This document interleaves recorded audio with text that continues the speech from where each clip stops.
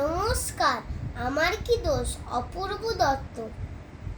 ক লিখতে কলম ভাঙিস, খ লিখতে খরম।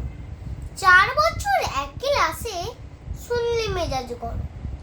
সারা দুপুর করিসটা কি? ঘুম নেই তোর চোখে? এত বকি, তবু কি তোর মাথায় কিছু ঢোকে?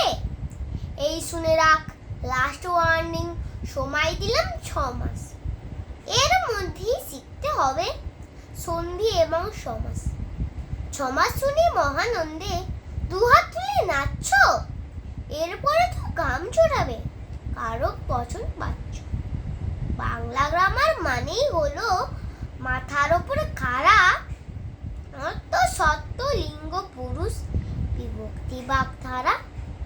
পুজোর ছুটির 2 মাস যেন নষ্ট না হয় হেলায়, ভুলেও যেন না দেখিবে মন দিয়েছিস খেলায়। ব্যাপারটা কি? ঠাই দাঁড়িয়ে দেখছিস কি শুনি? ছুটতে গিয়ে ব্যাকরণটা আন দেখি এক্ষুনি। পাচ্ছিস না? দেখ, খুঁজে দেখ, এইরকম তো বাড়ি।